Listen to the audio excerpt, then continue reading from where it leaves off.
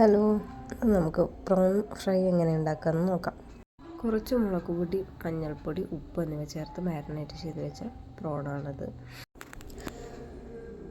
ഇനി ഒരു പാനിലേക്ക് വെളിച്ചെണ്ണ ഒഴിച്ച് ഓരോ പ്രോണായിട്ട് വെച്ച് കൊടുക്കുക. എന്നിട്ട് നന്നായി ഫ്രൈ ചെയ്തെടുക്കുക കേട്ടോ.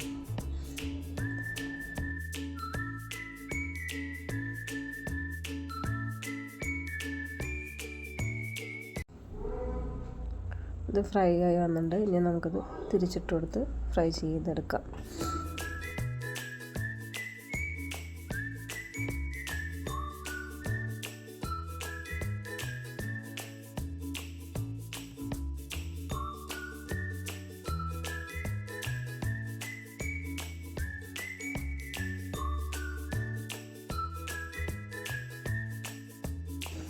ഫ്രൈ ആയതിനു ശേഷം നമുക്ക് കോരി മാറ്റാം.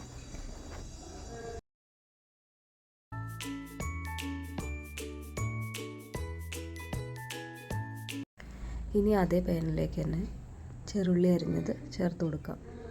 എന്നിട്ട് ഒന്ന് നന്നായി വഴറ്റിയെടുക്കുക.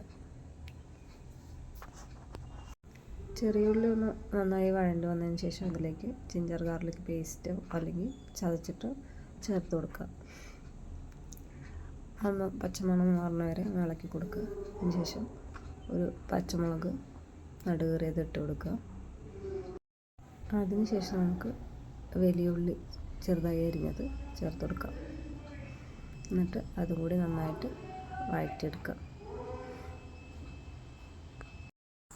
ഇനി അതിലേക്ക് കുറച്ച് കറിവേപ്പിലയും കൂടി ചേർത്ത് കൊടുക്കുക. ഉള്ളിയെല്ലാം നല്ല വഴണ്ട് വന്നതിന് ശേഷം അതിലേക്ക് കുറച്ച് മല്ലിപ്പൊടിയും കുറച്ച് മുളക് പൊടിയും കുറച്ച് മഞ്ഞൾപ്പൊടിയും കൂടി ചേർത്ത് ഒന്നുകൂടി വഴറ്റിയെടുക്കുക.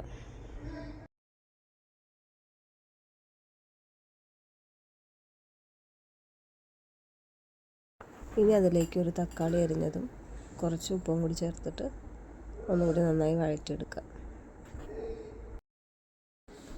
തക്കാളിയൊക്കെ ഒന്ന് വെന്ത് വന്നതിന് ശേഷം അതിലേക്ക് കുറച്ച് ചിക്കൻ മസാലയും കുരുമുളക് പൊടിയും ചേർത്ത് കൊടുക്കുക.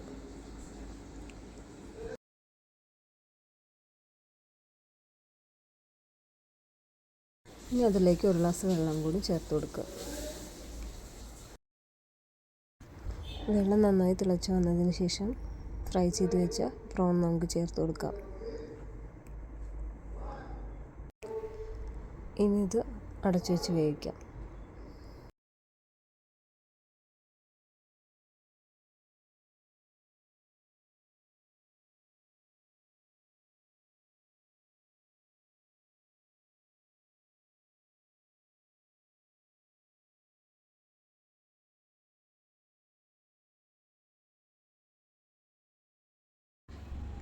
നമ്മുടെ പ്രോൺ ഫ്രൈ ഇവിടെ റെഡി ആയി കഴിഞ്ഞിരിക്കുന്നു.